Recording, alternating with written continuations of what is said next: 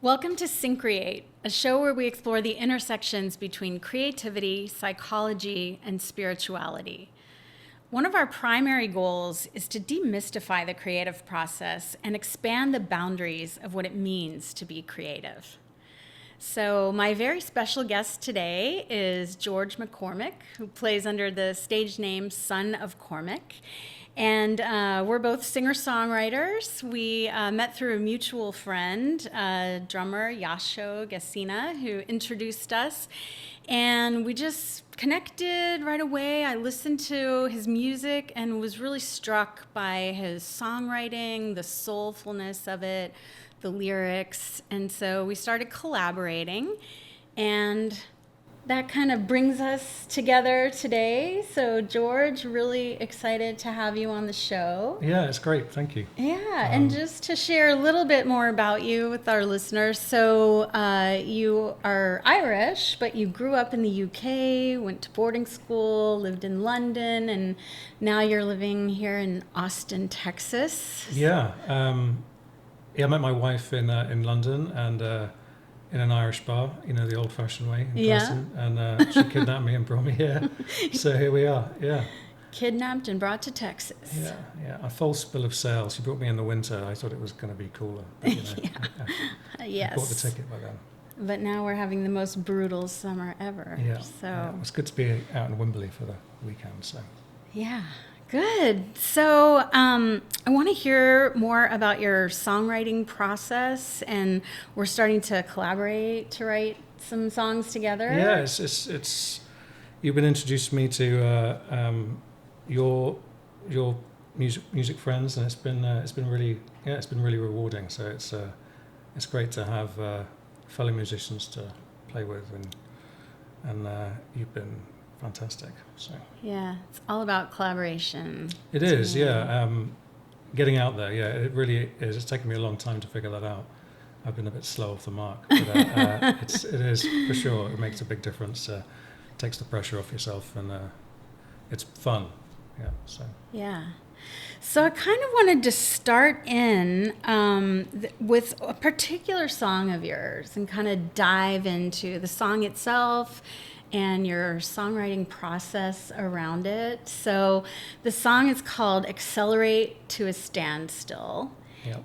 And it's kind of about how as a society and as a culture, we seem to be hurtling toward this very problematic place. So Accelerate to a Standstill, I think it all began, I had this image in the back of my head about a car just driving down a long road, and at the end of the road there's a traffic light and it's red, and in my mind's eye, instead of tapping the brakes, it just floored it. And that feels like what we're doing as a society. We're kind of just headlong off the end of a cliff, and we're going to have a bill to pay at some point, but we're going to abuse the credit card while it's out there. So that's kind of the song, and about not facing up to difficult situations. So it's kind of a mixture of the two. Yeah. That's the imagery, and Yeah, kind of a metaphor for climate change. Yeah, not facing up to difficult situations, climate change specifically. Yeah. So that's where it came from, and I think I had. I think the music was there, and then it was just kind of. Yeah, just playing the music and then ad-libbing over the top of that. And I think it comes out quite straightforward to start with, and it's usually the last 20% that takes me forever to sort out. Yeah. The initial creative burst happens, and then really honing it down and giving it some shape and form takes the longest. Definitely. Yeah. Well, I wanted to share some of the lyrics from the song, and then we can actually hear the song itself. So, part of the lyrics goes, "She comes around telling everybody what they want to hear. She's been coming around here for years. Her candle's burning bright. It's about to disappear. Let sleeping dogs lie, color between the lines. Don't look her in the eye. She'll eat you alive. We absolve your responsibility. pity the young, ignore the old, accelerate to a standstill. So tell us a little more about how the lyrics kind of came to you. Gosh, it's a tough one. She's coming around. It's more of a kind of,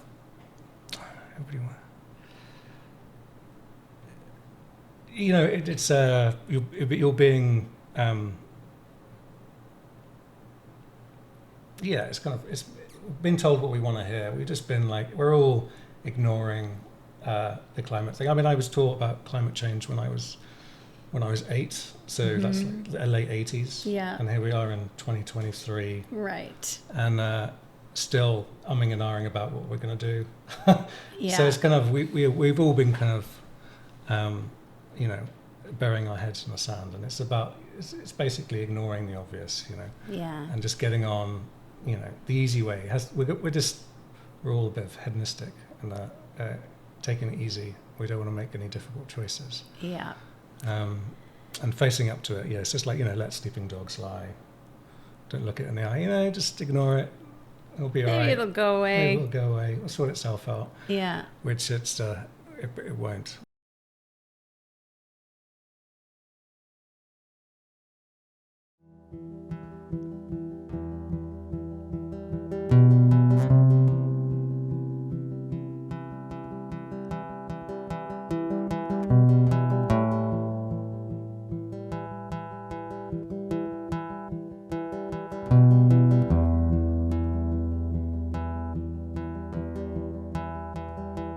Hear the sun rising over the barn and the rain on the roof.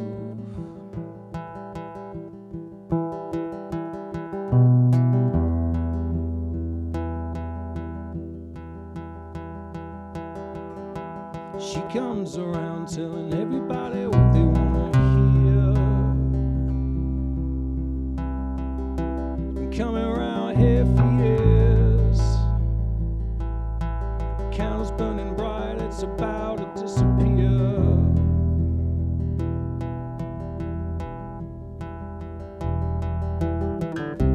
Let's sleep and dogs lie, color between the lines. Don't look her in the eye, she'll eat you alive. We absolve your responsibility, 'cause the young kill the old. Accelerate to a standstill. Accelerate to a standstill. Accelerate to a standstill.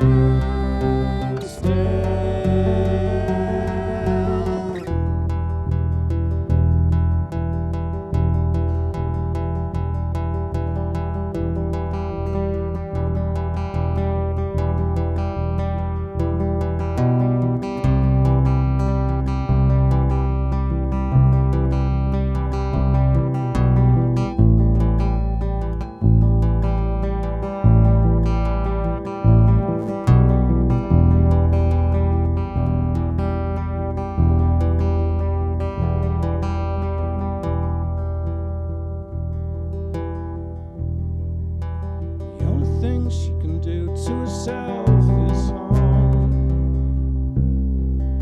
She looks you in the eye and tells you turn off the alarm.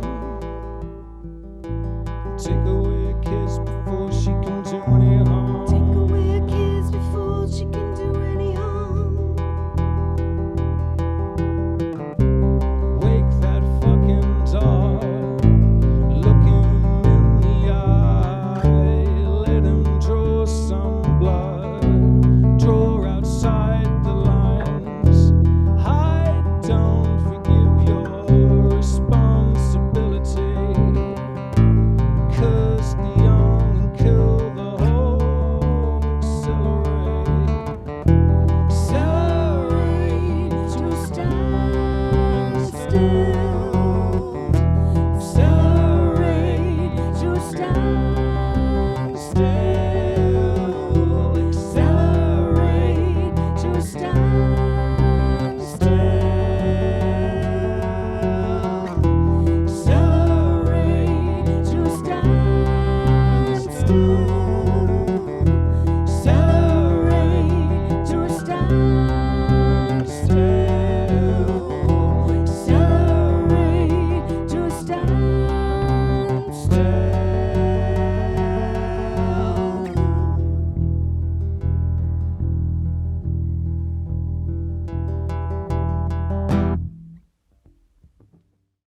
So one of the things I want to ask you about is, you have a line and kind of a tagline, Irish boy, English voice, living in the States. And I'm just curious, like, how these particular identities have shaped you and shaped your creative work.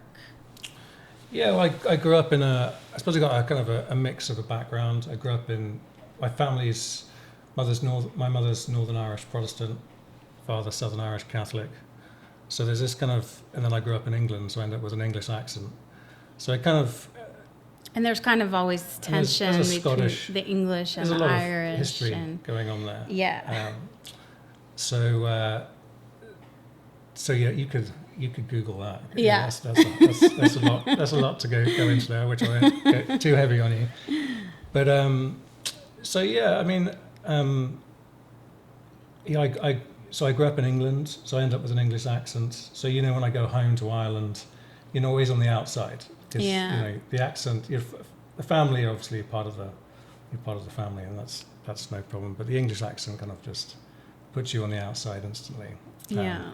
English-Irish relations are always problematic, to say the least. Do you feel like that's a tension that lives inside of you in some way? Not too bad, but I think it's in the back of my head. It's kind of like you don't really, slightly on the out, because I'm not, obviously English accent, spent a lot of time in England, went to boarding school in England, and but I don't feel English, so it's kind of, yeah, so I suppose it was easy for me to move to the States as well. I've moved around a lot. Yeah. So I spent my summers in Ireland, Christmases in Scotland, and kind of moved around a lot. Parents were around pubs, so it was a very diverse background. So I walked in a few walks of life. So yeah. So I wouldn't be able to tell you how that comes through, but it's an interesting, it's an unusual background, I suppose. Yeah. Yeah. Yeah. So the boarding school was interesting. Went when I was 7 until 18. It's kind of like how it's maybe Harry Potter but without the magic. Right. Yeah. Yeah. So it's an interesting one. So kind of growing up in this confluence of like English pub culture and boarding school, when did you start writing songs, and what inspired that? Well, I think I grew up early on in the pubs. I think the jukebox was always the background to my life. So like I probably don't know all the 80s music, but like their names, but I know them subconsciously. Mm-hmm. Like they're just in me. So I think music was always around. There was live music. I remember seeing a band when I was pretty young and just pretty taken by it. We were surrounded by lots of musicians as well. But my parents aren't musical at all. And did you have any musical training particularly? Not really. I think at school I kind of got into singing. It just gave me a lot of joy. Yeah. And that I just followed that really. And then played the guitar for a while. I think it was my French teacher. So did very random lessons, and eventually, yeah, it's just a progression through eventually finding that you have an interest for it, and it becomes I don't know, becomes just an important part of your life. It's like a port in the storms. It's always been absolutely something that I go back to. Yeah. So people are always asking me as a songwriter, like, how do you write songs? Like, how do you go about it? Do you have a specific way that you start? And like, for me, I'm a bass player, so I'm often coming up with a bass line, but sometimes I just have a lyric that I've written, or like I write a lot of poetry, and so I'll have a lyric idea and I'll start to set it to music, or maybe I'll have a melody and then the rest kind of comes out of that. But it's always a little different. Like there's no one way, and I think it's different for every songwriter. So what's that like for you? Like when you sit down to write a song? Yeah, it is. I mean, occasionally, you sit down and it falls out. Just comes from somewhere, no idea where. It just comes out almost fully formed lyrics, music, and then there's maybe a little bit at the end you're playing with. But that happens very rarely. I usually start with a nugget of an idea. I think even driving here today is usually when my brain's not totally in its own way. And I came up with an idea and I just got the voice memos out and took a voice memo. Yeah. And that probably will come to nothing, but that's usually where it starts, and then that nugget gets built on, and sometimes it's a lyric like that, or sometimes it's a riff that I like, and then I might play that riff and then ad lib over the top of that, and go from there. I like to do it in the house when nobody's there, so I can make terrible noises. And there's no pressure for it to be perfect. Yeah. I had an art teacher, and he would always try and encourage you to make something ugly. Stop being so obsessed about making something perfect. Yeah. Because it's too much pressure. And if you're okay with making something that you can discard, I think sometimes it has more chance of success. Yeah. So I think I invent all these tricks, methods to get unstuck. Maybe might be a way of putting it. Yeah, so much of it is, I think, about just getting out of our own way, right? Like the writer Anne Lamott talks about writing, just giving yourself permission to write shitty first drafts. Yeah. you know, because then we get so perfectionistic and we're trying to edit while we're just getting the ideas out. And I think I started doing some in the morning and the evening is quite good for me. I'm maybe slightly tired, and and then I can be a bit more.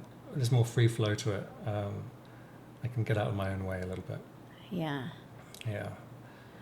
But it's, to be honest, most of the time you'll probably ask me to leave in a second, but it's mostly walking around the dark, trying to find puzzle pieces and sticking it together and just coming up with tricks. So I don't really have any formal classical training.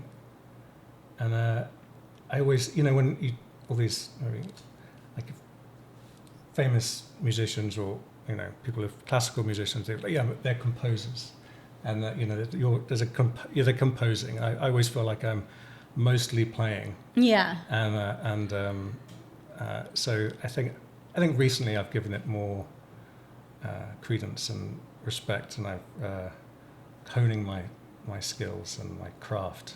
But most of it's play, I think.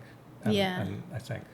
Yeah, that's where it all starts. I mean, the creative process starts with play. Yeah. I mean, for me, so often it's about just kind of going back to that childlike place, getting out of the linear mind and the to-do list and just allowing yourself to experiment, see what happens. Yeah. And asking people for help, or not trying to do it. I think the recent thing, I've tried to stop doing everything myself, and then realized that you can ask people to do the things that you're not strong at, like figuring out your strengths, working with that, and then I could probably change the oil in my car, but I choose not to. Right, but, exactly. It's just like sometimes you need to, especially with recording. It's been great getting an engineer and a stroke producer to extra set of ears who can take it to the next level, get that extra bit of few extra percent out of it.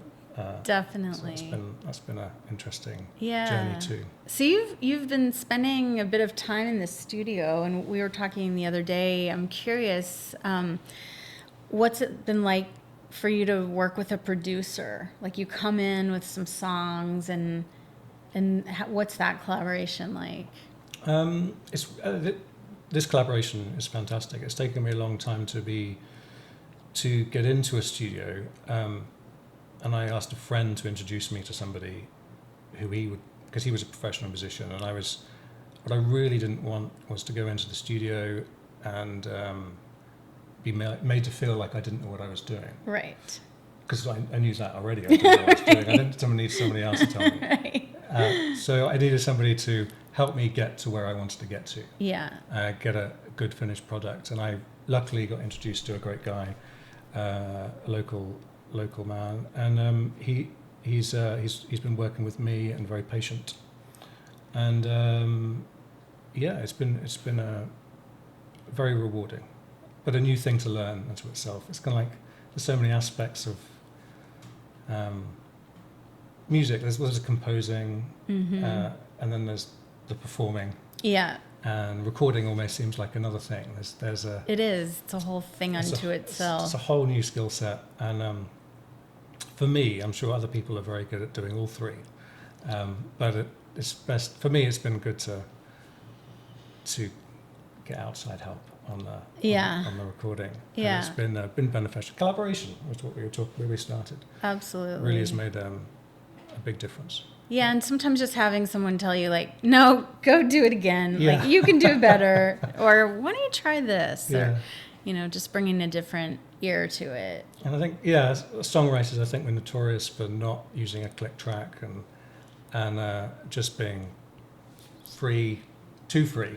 Yeah. We need to be a bit more rigid because you need to play with a band. You need to. Yeah. So it's been educational, a real joy to have somebody point out all the things that I'm getting wrong.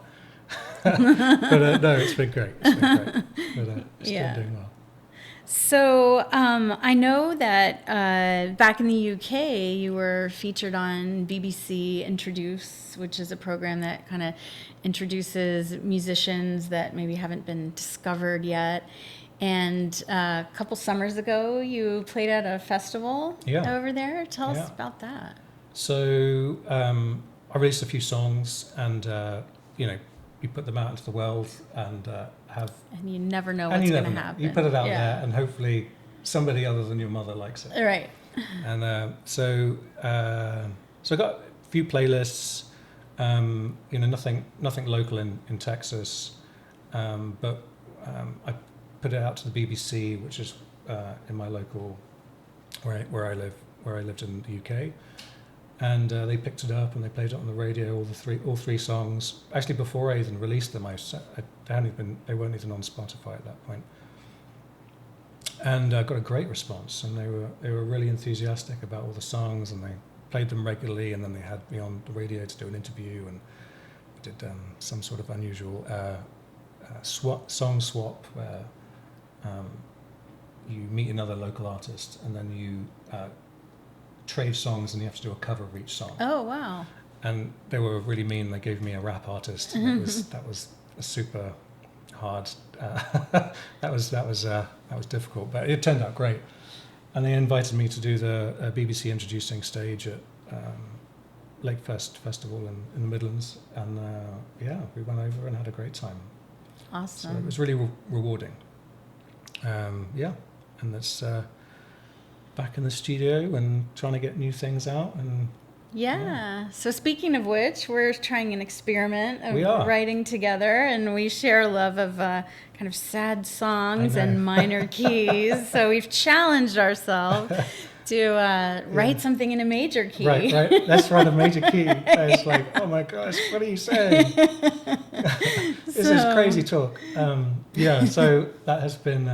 It's actually we're not showing it to anybody at the moment. Yeah, but right. Not ready for prime time just yet.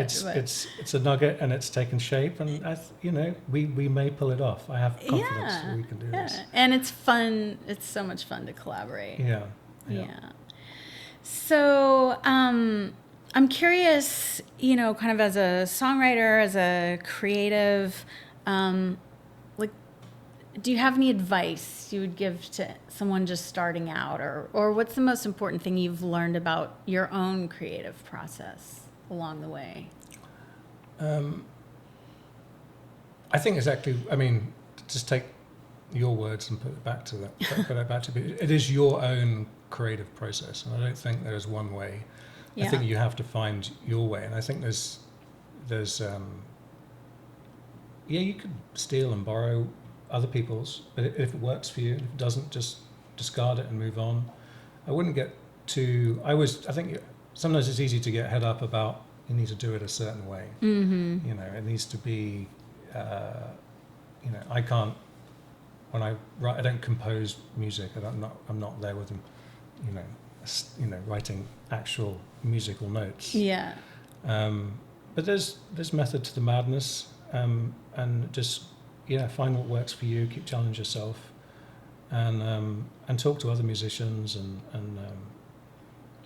open mic nights is always a good way to cut your teeth and performing wise. But creative writing. There's lots of ways, and there's lots of information out there. But you really do need to find your own method, I think. Yeah. And I think it's just one of those things also for me, like the more you do it, the first time I wrote a song, it was kind of like, I don't even know how I did that. It just sort of happened. I had a bass line, and then I started coming up with a melody, and then some lyrics came out of that. And like I said, obviously it's not the same way every time. And maybe, like you said, we start out, we're kind of mimicking someone else's style, but then over time we sort of start to develop our own thing. But it is a method. I think sometimes there is a magic, and I think that probably the magic gets talked about a lot. Yeah. And there's always there's always a myth around, rock songs or whatever it might be. Mm-hmm. There's a lot of urban legends about things. Yeah. And I think, that's great. But I think, like anything, I as I get older, I really do believe, hard work, sitting down and actually doing it is a big part of it. It's actually the biggest part of it. Yeah. You got to put the time in. Yeah, you got to put the time in. It doesn't magical thinking will only get you so far. Right, But exactly. You have to be, Yeah. you have to actually put some work in. Yeah. Sit down, learn new skills, chord theory or song structure. Pick something that you feel weak on and delve into it. Yeah. There's always something to learn. Yeah. I remember some years back, I took a songwriting class with a friend of mine, and she was teaching this songwriting method that was totally new to me. It was basically like you just do a bunch of free writing around an idea or an image or something like that, and you don't censor yourself. You just, whatever comes out. And then afterwards, you kind of go back and you circle or highlight, certain words or phrases or just evocative images. And then you start to build a lyric around that, which I just found like a really refreshing I've used that a few times approach. recently, and it has been really, really helpful. And that's a great way of especially if you're missing a verse or something. Yeah. And you need more material. You pick the topic and then you just free write on that topic or that emotion and see where it takes you. And then you've got material to work with. Yeah. You can't, if you don't have any material, you've got nothing to work with. So you need to, even if it ends up in the bin, that's great. Right. Yeah. And that's the thing I always talk to my writing clients about. If you're a sculptor, for example, you have a block of marble or whatever it is, you have a raw material. But as writers, whether, novelists or songwriters or whatever it might be, we have to create our own raw materials. Yeah. And then we can sort of shape them and No, I feel compelled to do it for whatever mad reason. Yeah. And it's very rewarding. Yeah. So I think we both feel that way, and we'll just keep going, whether anybody likes what we're doing. Exactly. Well, there's something to be said for doing what you do, doing your creative work for the pure joy of it. Yeah. As a means unto itself. Yeah. Anything else is a lovely benefit. But, Yeah. Yeah. Exactly. Awesome. Well, thank you so much. Well, it's been a pleasure to come and share my music. Yeah. So where can people find you online if they want to hear more? Well, I'm on all the music platforms, so Spotify. You can Son of Cormack, so it's Cormack at the end, and you can find me on YouTube, Bandcamp, Spotify. I have my own website.